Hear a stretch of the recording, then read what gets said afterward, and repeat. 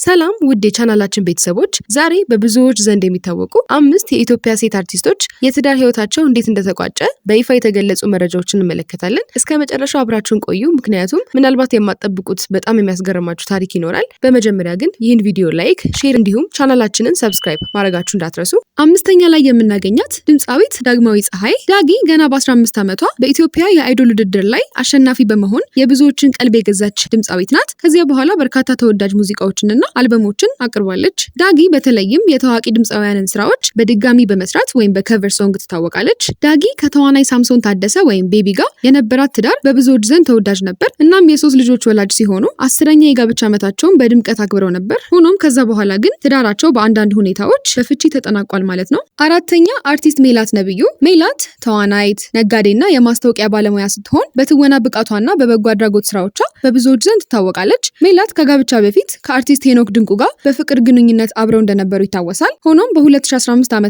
ከዲያስፖራው አቶ ሚካኤል ጋር በድምቀት ተጋብታ ነበር። እንደሚታወሰውም የሰርጋቸው ስነ ስርዓትና የጫጉላ ሽርሽር በብዙዎች ዘንድ ትኩረት ስቦ ነበር። ሆኖም ይህ ትዳር ዘላቂ መሆን ባለመቻሉ በፍቺ ተጠናቋል። የ2 ልጆች እናት የሆነችው ሜላት በአሁኑ ወቅት ከፊልሙና ከሶሻል ሚዲያው ራቅ ብላ ትገኛለች።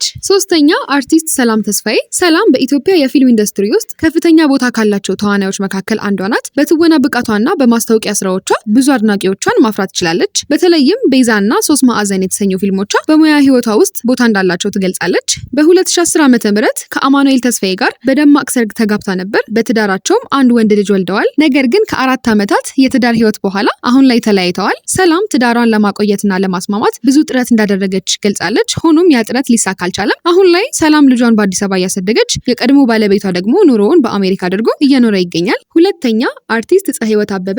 ፀሐይወት በትወናውና በማስታወቂያው ስራ በጣም የገነነች አርቲስት ስትሆን ቀለበት መንገድ ላይ ከትራፊክ ፖሊሶች ጋር በመተባበር ታገቢኛለሽ የሚል ያልተጠበቀ የፍቅር ጥያቄ ቀርቦላት ነበር። ጥያቄውን ከተቀበለች በኋላም የመኪና ስጦታ ቀርቦላት እንደነበር እንዲሁም ደግሞ ይህ ጉዳይ በወቅቱ መነጋገሪያ ሆኖ እንደነበር ሁላችንም እናስታውሳለን። ከዚህ ባሻገር በትወና ብቃቷ በርካታ ፊልሞች ላይ ተሳትፋለች። በተለይ ዳና በተሰኘው ተከታታይ ድራማ ላይ ባሳየችው ብቃት በጉማ አዋርድ ተደጋጋሚ ሽልማቶችን አግኝታለች። በወቅቱ የብዙዎችን ቀልብ የሳበው ሰርጋቸውና የትዳር ህይወታቸው በኋላ በፍቺ መጠናቀቁን አሳውቃለች። በትዳራቸውም የ2 ልጆች እናት ሆናለች። አንደኛ ላይ የምናገኛት ተወዳጇ አርቲስትና የማስታወቂያ ባለሙያ ሉላ ገዙ ናት። ሉላ በትወና በሞዴሊንግ እና በማስታወቂያ ዘርፍ ስሟን ማስጠራት የቻለች፣ አሁን ላይ ደግሞ በኢቢኤስ እሁድን በኢቢኤስ ፕሮግራም ላይ ስራዋን እየሰራች የምትገኝ ድንቅ አርቲስት ናት። ሉላ በቅርቡ ከፊንቴክ ኢንቨስትመንት ግሩፕ ጋር የብራንድ አምባሳደርነት ውል ተፈራርማ ነበር። ሆኖም የድርጅቱ አካሄድ አላማረኝም በሚል ውሏን በራሷ ፈቃድ ማቋረጧ ይታወሳል። ይህ ውሳኔዋ አሁን ላይ ፊንቴክ ኢንቨስትመንት ካለበት ነገር አንጻር በብዙዎች ዘንድ አድናቆትን አስገኝቶላታል። በግል ህይወቷ